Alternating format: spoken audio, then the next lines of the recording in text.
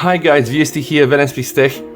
Today I want to do a video about the OnePlus NORD because I've seen so many videos on YouTube initially praising the NORD, saying the insane crazy value you get for the almost like 450 USD dollars, which is actually a substantial amount of money. And then I think there was a video from Jerry Rick who kind of like peeled the NORD phone and proved that actually it has a plastic frame, which I'm not saying something bad, but initially all the like big reviewers really were not able to catch. And then I said, listen, they're not telling us the whole truth. And all these big YouTubers, they work with these companies, they do these interviews, and of course they send sometimes, or probably a lot of the times, their materials to the vendors to get an approval and copyright, and then, they publish the video. Yesterday, by the way, I watched a very nice review of Mr. Mobile, which I'm gonna link here, who at the end said it was a review of OnePlus NORD. At the end, he said that he is not affiliated with OnePlus, and then he's not getting any compensation from OnePlus, and I think it was a very honest review. But I don't have a feeling that everybody out in YouTube is doing honest reviews, so I wanted to talk about something, guys. And this something here is really the OnePlus NORD crazy value for its money, because we know, although the price is not here, by the way, I've opened Phone Arena, the price is 450 USD, and that's, you start with the basics. Nobody's shocking that the Xiaomi Redmi Note 9 Pro costs 239 USD dollars, which is probably about 100% less. And I wanted to do this comparison video, so if you're out there and you want to buy a budget smartphone, you need to understand, no, OnePlus NORD is absolutely not the best Android budget phone there, right? It is even probably not very mid-tier specs, probably a little bit going to try to get to the flagships, but yeah, it's a hit and miss. Probably the only flagship thing in the NORD is apparently the sensitive camera, which of course is not this year, but last year, the Sony IMX586, and perhaps the 90 Hz. But guys, let's go ahead with this video, and in this video I'm going to prove to you that the OnePlus NORD is not giving you the best value for the money. Alright, so let's start. Here on the left side we have the Xiaomi Redmi Note 9 Pro, and on the right side we have the OnePlus NORD. So what we see immediately, the size factor, the Xiaomi Redmi Note 9 Pro is 6.7 inches, so a little bit bigger than the 6.4 inches the OnePlus NORD, but it has only one teardrop notch here, not this like stadium 2 notches like in the Samsung S10 Plus, right? The resolution here on the left on the Redmi Note 9 Pro is 395 ppi. Here is a little bit bigger, okay, but substantially this is not something huge. And the main factor, right, is the technology used. So on the OnePlus NORD you have the AMOLED display, but hey, it's 2020 and we can still say that IPS displays are not bad. In fact, a lot of people that I know do have issues with AMOLED and with blue filtering, and especially when they use it at low light, and even this dimming with the PWM modulation is not helping them.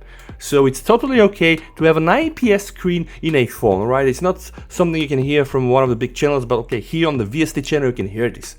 Right, screen to body ratio, almost the same.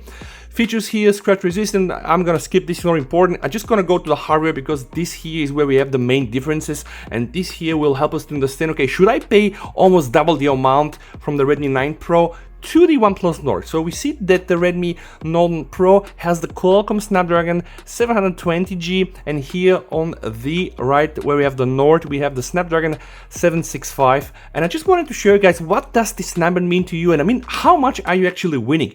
So here this is a very nice comparison on the site versus.com.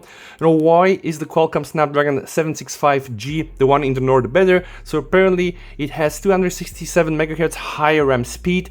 It is also 1 nanometer smaller. So it's a new technology. It's a 7 nanometer versus the 8 nanometer. It has 1.5x faster downloads, and it should have faster uploads, 50% faster uploads, and it also has larger maximum memory size. And if we scroll down, guys, this is where a lot of things matter. The integrated graphics, you see, supports 64-bit. Okay, here again the semiconductor size, the OpenGL version and OpenCL version. And then, guys, here, just look at the performance, right? So if you see the performance of the 720 compared to the 765, it is not a huge difference. So you're not getting here something like, wow, I need to pay a lot of money. It's not double, right? What I want to say is that the 720G to the 765G performance from the 765G to the 720 is not double, all right? Now let's pay close attention to the other part, which is very essential in the smartphones, where we have the system on a chip. We have always like the big CPU, and then we have of course the GPU, like the graphic processor unit. We can see that on the Redmi 9 Pro we have the Adreno 618S2. In the OnePlus NORD we have the Adreno 620, right? And I just want to show you guys something. This is taken from the notebook check. They both say that the Qualcomm Adreno 620 and the 618 is actually a mobile graphics card for the upper mid-range smartphones. And furthermore, and even according to Qualcomm, the Adreno 620 in the 765G is 20% faster than the one in the Adreno 618, right? So Qualcomm themselves are telling you, okay guys, you're gonna get 20% increase in the performance.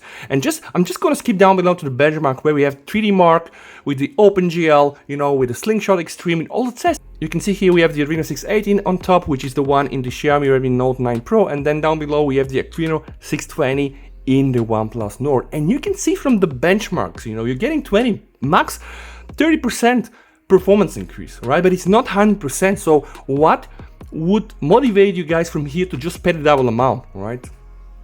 And I know people will say, yeah, but that's not fair. You just are reviewing this spec by spec. You need to take the whole package. Yeah, sure, we're gonna take the whole package, right? But if you just take all the small pieces and you build a whole big puzzle, and it's not worth 100% over, then should you pay this amount of money, right? Of course, I would leave this decision up to you, right? But we did the Qualcomm Snapdragon, we did the system chip, okay? We reviewed the processor, we reviewed the GPU. Now look at the RAM, okay? The OnePlus apparently has more RAM, but it's still using the same technologies, LPDDR4, which is great.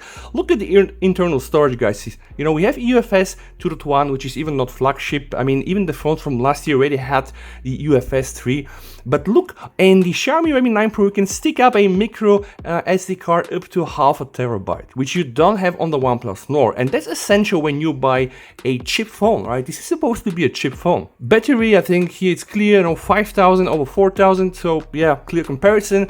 They do both have fast charging that is wired on 30 watts, right? And now I think the final last thing we need to speak is the camera, okay? We have both phones have quad camera setups, but they're running on different sensors. So here in the Xiaomi Redmi Note Pro we have a Samsung ISOCELL GW1 sensor, and it's a 64 quad barrel megapixel sensor. Here we still have the very good and old Sony IMX586, which actually can be really found in the 7 Pro and also in the OnePlus 8 from this year, right? So this is kind of like a flagship sensor, right? But let's just see, what we can find, what information we can find about those sensors. So the one here on the left is Samsung ISOCELL Bright GW1, is the one in the Xiaomi Redmi 9 Pro, okay, 64 megapixel compared to 48 megapixel. Now, I'm not a big fan of megapixel counting. So the pixel size is 0 to 8, pretty much the same on both sensors, okay? The sensor size is a little bit different, frame rate also a little bit different, and the autofocus is a little bit different. And honestly, I still didn't have the chance to check the GW1, but I can confirm that the Sony IMX586 is really astonishing, specifically the dual camera. But I would say that those sensors probably will come really close, right?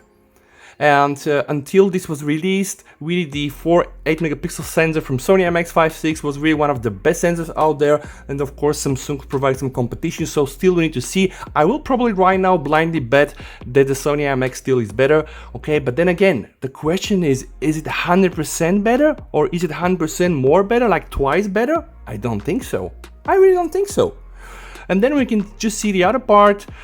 Yeah, Gorilla Glass everywhere, plastic. I mean, those are cheap phones, right? But when I say cheap phones, guys, see this phone here, the Redmi Note 9 Pro starts from $239 US, and the OnePlus NORD starts from $450. And that's why I'm saying, we're not getting the full truth from most of these YouTube reviewers out there, because if you need to buy yourself a phone, you can do this. You can even go and buy the Motorola G8 Power Lite, which costs 135 euro. I mean, you heard me right?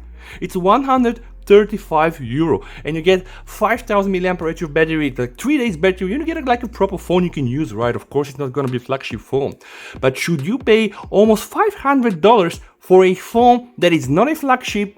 I will leave this decision up to you. I really hope you're gonna like this comparison.